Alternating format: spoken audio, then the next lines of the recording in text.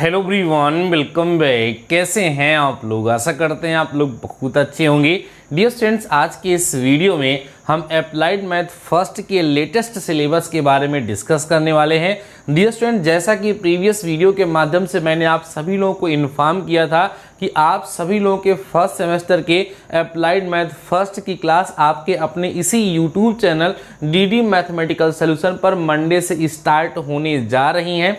और मैंने आप सभी लोगों से ये भी कहा था कि आप एक कॉपी परचेज कर लीजिए, अप्लाइड मैथ फर्स्ट की एक कॉपी बना लीजिए। आई होप आप सभी लोगों ने कॉपी बना ली होगी, नहीं बनाए होंगे तो आप बना लेंगे। अगर आप कॉपी बना चुके हैं उसके फर्स्ट पेज पर आप सभी लोग इस सिलेबस को समझेंगे और समझने के साथ नोट डाउन करेंगे और मुझे कमेंट सेक्शन में ज़रूर बताएंगे कि आपने कहीं नोट किया या नहीं किया। आइए डियर स्टूडेंट्स, अभी हम अप्लाइड मैथ फर्स्ट के सिलेबस की तरफ चलते हैं और समझते हैं कि हमारे सिलेबस में कुल कितनी यूनिट्स हैं और कुल कितने चैप्टर्स हम लोगों को पढ़ने होंगे। डियर स्टूडेंट्स, यहाँ पर मैंने लिखा है लेटेस्ट पाठ्यक्रम, जिसको इंग्लिश में सिलेबस कहेंगे।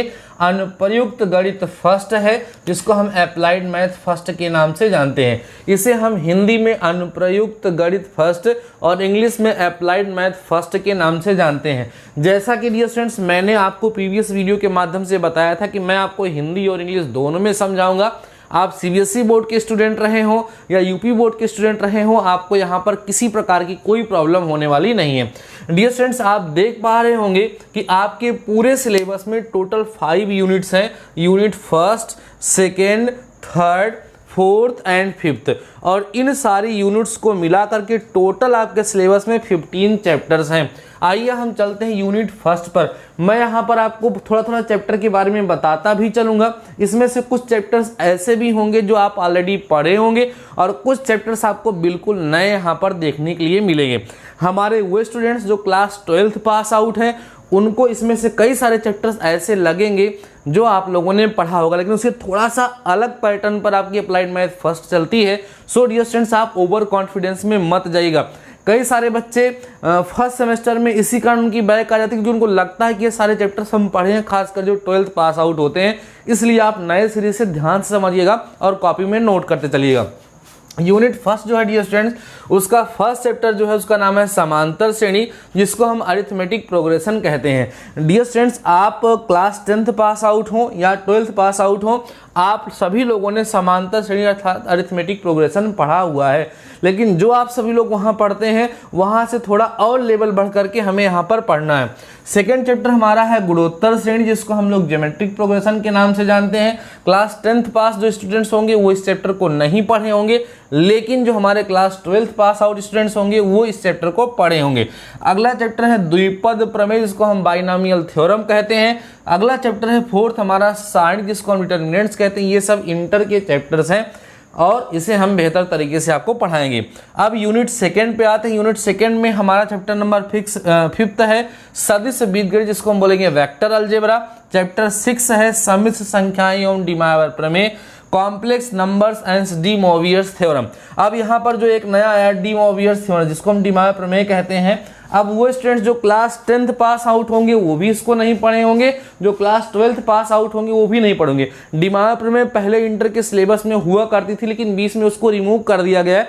सो उसको स्टूडेंट्स नहीं पढ़े होते हैं और इस टॉपिक से आपके एग्जाम में अच्छे अच्छे क्वेश्चन आते हैं, ज़्यादा मार्क्स आपको दिलाती है। ठीक है ना। अगला चैप्टर हम लोग देखते हैं। अगली यूनिट हमारी जो है डियर स्टूडेंट्स वो यूनिट थर्ड है, ठीक है, जिसके अंतर्गत हमें चैप्टर 7 पढ़ना है, जिसका नाम है त्रिभुज की भुजाओं एवं कोणों में संबंध। इंग्लिश में बोलेंगे relation between sides and angles of triangle.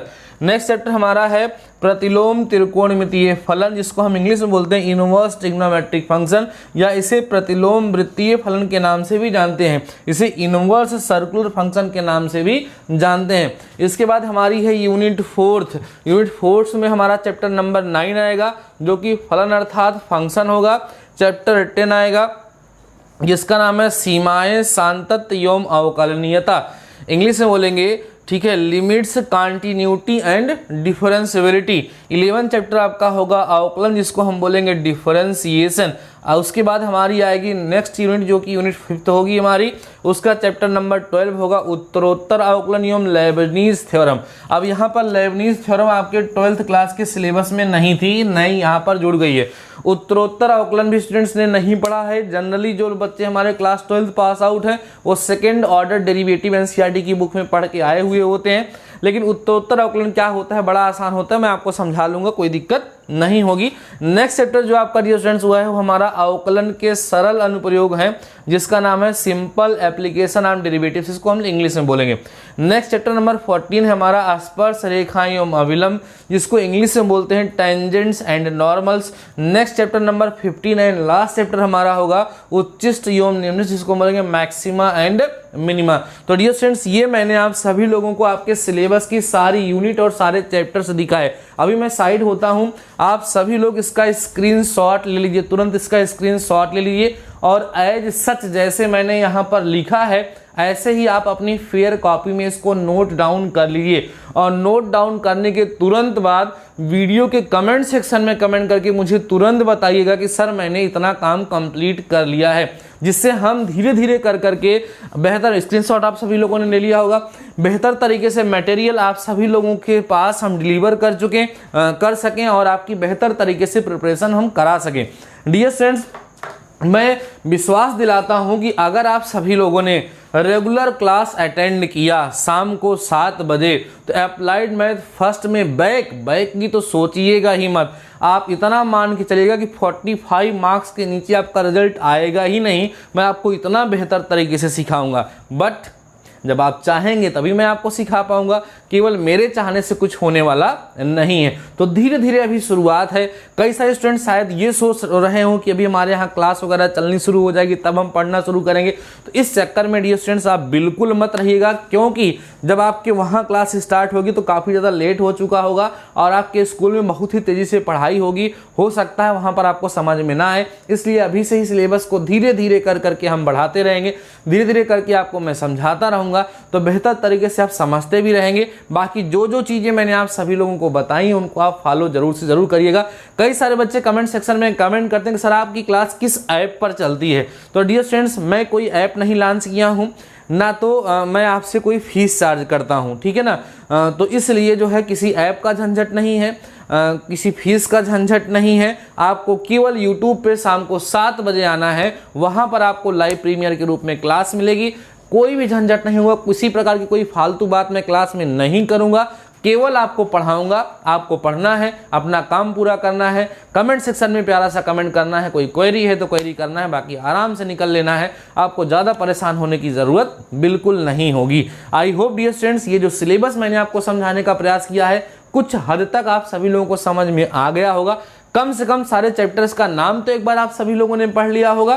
तो आई होप आप जो मैं बताना चाहता था वो मैं आपको बता चुका हूँ। रही बात बुक की, शायद आपके माइंड में क्वेश्चन है कि सर किस राइटर की मैं बुक लूँ, तो अभी बुक आप परचेज मत करिए। जैसे ही मैं क्लास स्टार्ट करूँगा आपको चैप्टर वाइज PDF मैं आपको सेंड करता रहूँगा, उससे आप सभी लोग पढ़ाई करते रहिएगा।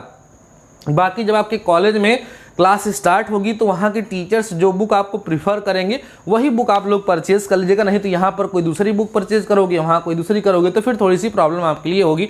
मैं हर एक तरीके से अपने स्टूडेंट्स के साथ हूँ, चाहे फाइनेंशियल तरीके से हो या हर एक तरीके से मैं जहाँ तक हो सकेगा आपकी सपोर्ट करने का प्रयास करूँगा, आपको बेहतर तरीके से पढ़ाने का प्रयास करूँगा। लेकिन मैंने आप सभी लोगों से एक डिमांड करी है कि आपको वीडियो को लोगों तक शेयर करना है, जिससे ज़्यादा से ज़्यादा स्टूडेंट्स तक हमारी ये क्लास पहुँच सके और ज़्यादा से ज़्यादा स्टूडेंट्स की हम हेल्प कर सकें। बाकी डियर स्टूडेंट्स आज के इस वीडियो में बस इतना ही। मिलते हैं नेक्स्ट वीडियो के साथ, नेक्स्ट टॉपिक के साथ, नेक्स्ट लेक्चर के साथ। तब तक के लिए शानदार रहिए और पढ़ते रहिए।